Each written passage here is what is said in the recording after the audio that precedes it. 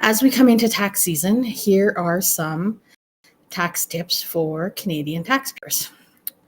So, this year, with the record levels of inflation we have experienced and the continued rising um, rising costs of living, there are Alexa dismiss. Sorry about that. There are ways to avoid overpaying on your taxes. So, organizing your finances and preparing your taxes in advance, so starting now in January, February, will give you ample opportunity to look for tax deductions, tax credits, and other rebates and benefits that can help lower your tax bill and keep more money in your pocket. So, tax tip number one, make sure that your return is truthful. Even if you use a tax accountant, 100%, you are 100% responsible for the information that's reported in the tax return. So every year, CRA has more and more information that is electronically submitted to them. And this information is usually already listed in your CRA account by the time you file your tax return. So you shouldn't be missing any income slips or tuition slips. So the takeaway from this is don't guess about what your income is. Use the slips that are on file. And then if you happen to be missing, you're missing a slip, either wait closer to April 30th to file the return, or at that point, you could use other documentation that you might have to include that income in your tax return. Tip number two, if you own an income property, understand what you're entitled to claim. So, depending on the circumstances, it might be possible to claim only a portion of the expenses on your tax return, especially if you or a family member lived in the property.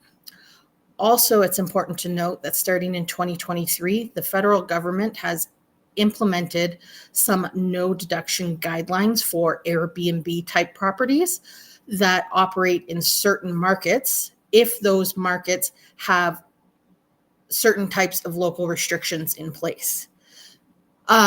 So if you operate an Airbnb type property, it's best that you discuss with your tax professional how to go about claiming that to determine whether or not you are in one of those markets that has restrictions in place, therefore restricting the amount or types of deductions that you can claim against that rental income on your personal tax return.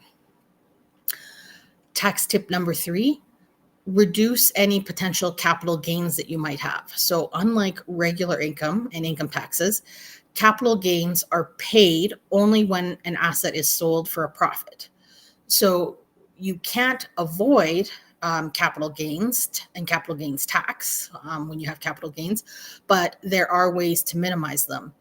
For example, if you dispose of an asset that has also decreased in value in the year, that loss on that asset that has decreased in value gets applied against the asset that you have the capital gain on, thereby reducing the amount of overall capital gains and the overall capital gains taxes. So that's probably a little confusing. So again, speak with your tax advisor. This is one of the items that you should be speaking with your tax advisor about in the fall of prior to the tax year, because you'd have to liquidate that losing asset by December 31st in order to apply the loss against the gain that you have for that particular year. So that if you've got any type of capital gains or capital losses, definitely be reaching out and speaking to your tax advisor in the fall to determine how to best manage that for your tax return. Tip number four, do your renovations that you did in the tax year qualify for a tax deduction?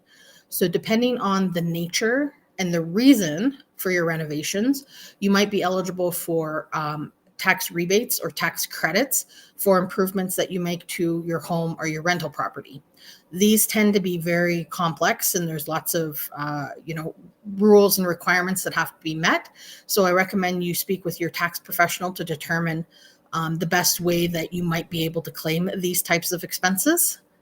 We'll be doing another tax tip in a few weeks, specifically about one of these, a multi-generational renovation tax credit. So stick around and watch for that. Tax tip number 5, you should have a file throughout the year. So maintain a file of your tax returns and tax slips throughout the year. Because when you get to tax time, it'll be a lot easier to deal with your taxes and get everything done and filed quickly and efficiently. But CRA also audits tax returns at random. So you should keep a minimum of 6 years of your tax return documents, the actual tax return plus the slips, on file in case CRA wants to review them. And then even longer, maybe 7 or 8 years, if you own any type of business property or rental property, that sort of thing. So I hope you enjoyed this week's Tax Tips Tuesday with me, Christine Walters from All Inclusive Accountants. Please come back next week for another tip.